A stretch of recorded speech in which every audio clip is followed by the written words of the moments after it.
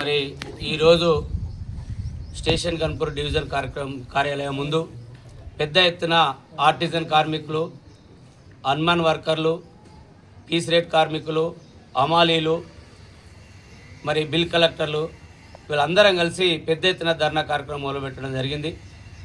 మేము గొంతమ్మ కోరికలు ఏం కోరటం లేదు, యాజమాన్యాన్ని, ప్రభుత్వాన్ని న్యాయమైన డిమాండ్లు కోరుతూ ఉన్నాం.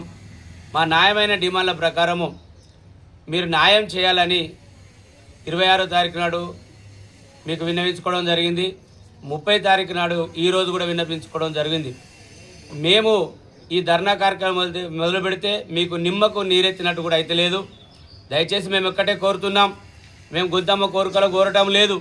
ఈ ధర్నా కార్యక్రమం ద్వారా మా యొక్క డిమాండ్లు ఒకటే, ఆర్టిజన్ కార్మికులను వాళ్ళ చదువు ప్రకారం కన్వర్షన్ చేయమంటున్నాం, అన్మాన్ వర్కర్లను రెగ్యులరైజ్ చేయమంటున్నాం, పీస్ రేట్ వర్కర్లను వాళ్ళకు రెగ్యులరైజ్ చేయమంటున్నాం, జీవో నెంబర్ 11 ప్రకారము వాళ్ళకు వేతనాలు సవరించమని అంటున్నాం.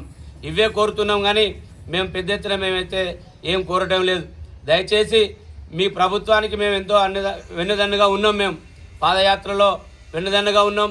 24 గంటల కరెంటు ఇవ్వడంలో ఆర్టిజన్ కార్మికుల పాత్ర ఎంతో ఉన్నది. మేము ప్రజలకు సేవ చేస్తున్నాం, ప్రభుత్వానికి సేవ చేస్తున్నాం. కాబట్టి మమ్మలను వెంటనే ఆదుకోవాలి.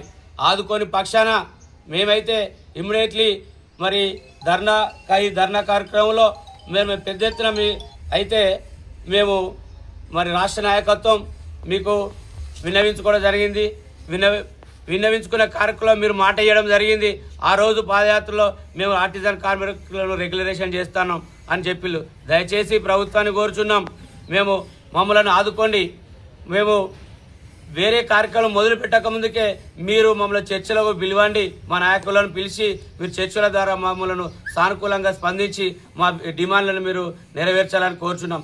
కాని పక్షంలో మరి రాష్ట్ర వ్యాప్తంగా ఈ యొక్క స్తంభించి చీకటి మయమైపోతుంది.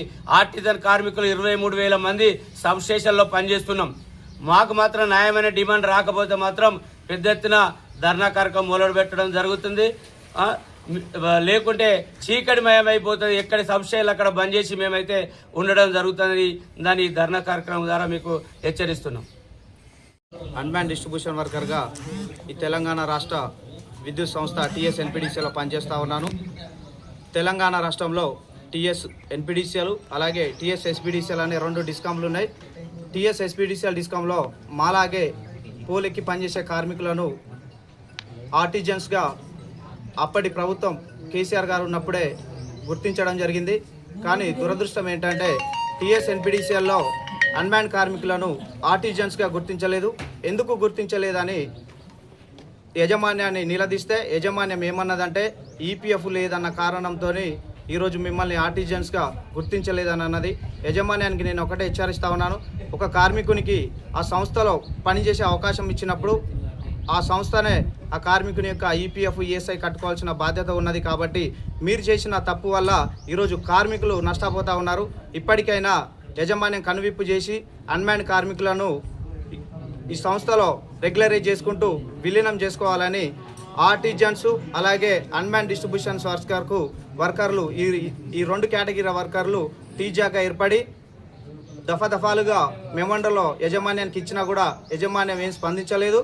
26వ తారీఖు అలాగే ఈరోజు 30వ తారీఖు డివిజన్ ఆఫీసులలో ధర్నా కార్యక్రమం చేపట్టడం జరిగింది రాష్ట్ర నాయకత్వం పిలుపు మేరకు. అయినా కూడా యజమాన్యం నిమ్మకు నీరెత్తినట్టుగా మొండి వైఖరిగా ఉన్నది.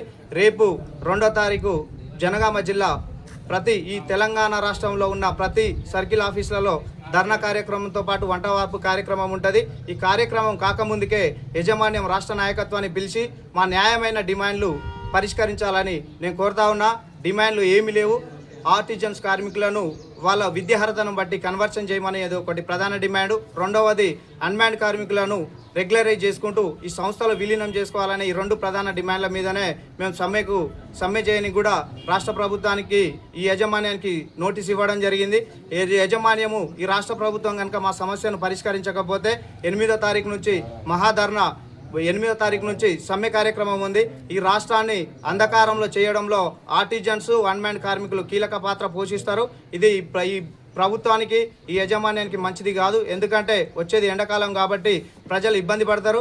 ఇప్పటికైనా యాజమాన్యం రాష్ట్ర నాయకత్వాన్ని పిలిచి మా న్యాయమైన డిమాండ్లు పరిష్కరించాలని ఈ మీడియా ద్వారా నేను కోరుతా ఉన్నాను.